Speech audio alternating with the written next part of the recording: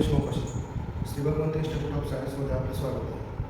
काल शिकवल्याप्रमाणे आपण सुरू करतो आता फिजिक्सचा पहिला टॉपिक आहे युनिट्स अँड मेजरमेंट. थोडं माझा हात खराब झाल्यामुळे मी डाव्या हाताने लिहितोय, उजवा हात डॅमेज झाला, थोडंसं अक्षर खराब येतं आहे. आणि एका आठवड्यात मी पूर्ण रिकवर करेन. थोडा आजचा दिवस ॲडजस्ट करा.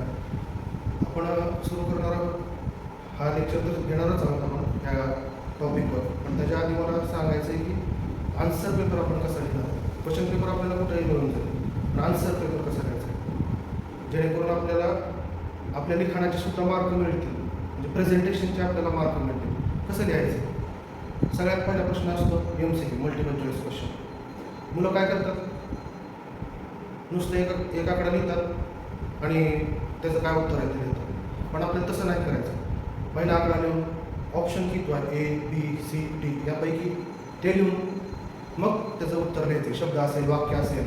नंतर काही मुलं काय करतात, फक्त ऑप्शन लिहितात ABCD, असं नाही करायचं. काय लिहायचं, जितवा प्रश्न आहे एक, त्यानंतर ऑप्शन आणि त्या ऑप्शनचं काय आहे उत्तर ते, हे असं लिहिलं पाहिजे. परत पुढचे क्वेश्चन असतात, very short answer, short answer, long answer, very long answer. आपल्याला एकच लक्षात ठेवायचं, क्वेश्चन कोणता पण असो. आता समज डेफिनेशन आहे, कशाचे डेफिनेशन विचारले आपल्याला, पॉवरचे डेफिनेशन विचारले. पॉवर लिहायचं, त्याला एक अंडरलाईन करा. पेन्सिल नाही, साधं पेनाने केले तरी चालते. अगदी पेन्सिल घे, पट्टी घे, ह्यात वेळ घालत बसायचं नाही आपल्याला. पॉवर लिहिलं, पेनाने थोडी रेष ओढायची खाली, अंडरलाईन, आणि डॅश करून खालच्या ओळीला सुरुवात करायची आपल्याला. असं लिहिलं, त्यातले सुद्धा जे महत्त्वाचे शब्द आहेत त्याला अंडरलाईन करायचे. लिहिताच करायचे, परत माघारी यायचं नाही. नाहीतर परत आपण माघारी येणारे कुठलं महत्त्वाचा शब्द आहे जे आपल्याला लिहिताना वाटते की हे महत्त्वाचं आहे, म्हणजे आपण त्याला काय करतो, हायलाईट करतो. हायलाईट म्हणजे जेणेकरून तपासणारा जो माणूस असेल त्याला हायलाईट केलेले शब्द किंवा वाक्य बघेल आणि येस बरोबर. वाक्यरचना थोडीशी आपण आता सायन्सचे विद्यार्थी आहोत, म्हणजे इथं आपल्याला मॅटर महत्त्वाचं आहे. इंग्लिश लँग्वेज ग्रॅमॅटिकली जरी बरोबर नसेल तरी आपल्याला तिथं थोडी मुभा मिळते. परत पुढचे प्रश्न आहेत, मोठे प्रश्न असतात. आपल्याला प्रश्न विचारले, कोणताही प्रश्न असेल ह्याचं असं लिहावं, डेरिव्हेशन असेल, काही केमिस्ट्रीच्या रिॲक्शन्स वगैरे असतात, फिजिक्सचे मोठे मोठे डेरिव्हेशन. मग आपण निबंधासारखं लिहायचं नाही आहे. काय करतात मुलं, काय चालू झालं की पॅरेग्राफच लिहित बसतात. तसं करायचं नाही. प्रत्येक नवीन वाक्य प्रत्येक ओळीला खाली सुरू करायचं आणि एक डॅश करायची.